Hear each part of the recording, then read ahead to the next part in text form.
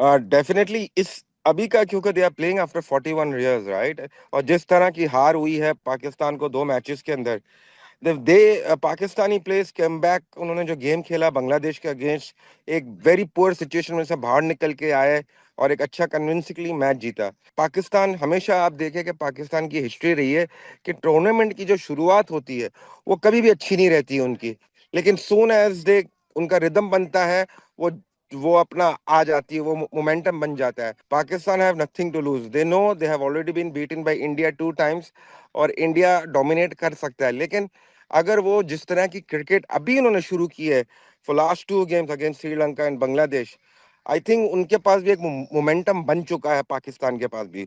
No doubt India has a very solid team, उनके पास team बड़ी तगड़ी है, और यह है कि वो जीतते आ रहे हैं, कोई भी गेम नहीं हारे इस टूर्नामेंट के अंदर, और they will want that they will win against Pakistan again and beat them in the final of Asia cup. और फिर इंडिया के जहन में देखे हर चीज होती है, बहुत ज्यादा आपको वाइस वर्सा की तरफ से बहुत प्लेयर्स आपस में एक झगड़ा वाला माहौल बना हुआ होगा, और ये थोड़ी वहां से भी कुछ आएगा, कोई उसको बोलेगा कोई उसको बोलेगा, क्योंकि it is a crunch game.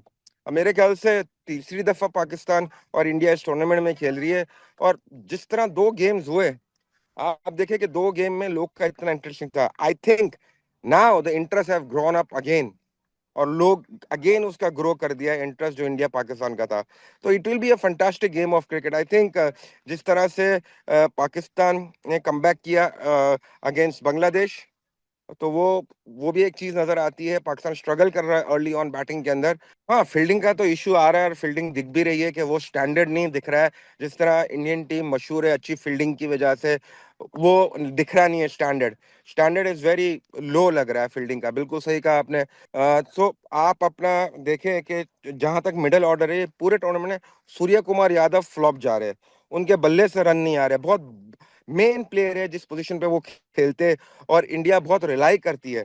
अगर अर्ली ऑन अभिषेक शर्मा कल आउट होते हैं और गिल भी जल्दी आउट होते, तो प्रेशर कितना पड़ जाएगा सूर्य कुमार यादव पे, और जो मिडिल ऑर्डर की आप बात करें जो वैसे क्लिक नहीं कर पा रही है।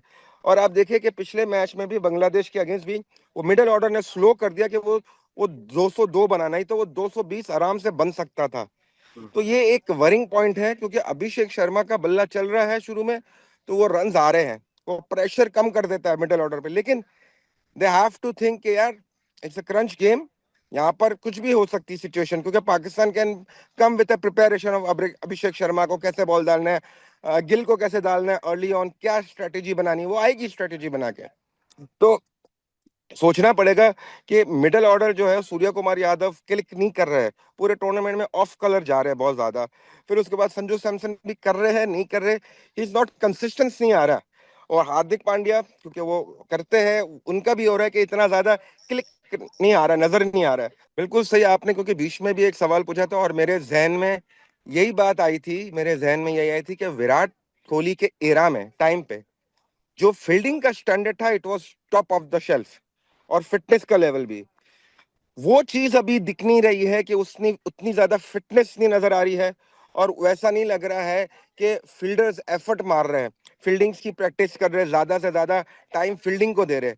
आई थिंक ये आपने बिल्कुल सही बात की, और मैं टोटली अग्री करता हूँ कि विराट के टाइम पर ये सिचुएशन में बहुत जबरदस्त बदलाव था, और इसमें इंडियन की फील्डिंग फील्डिंग साइड पर they were at top notch. I think they need to work really hard on the fitness and fielding the way he used to lead the team, Virat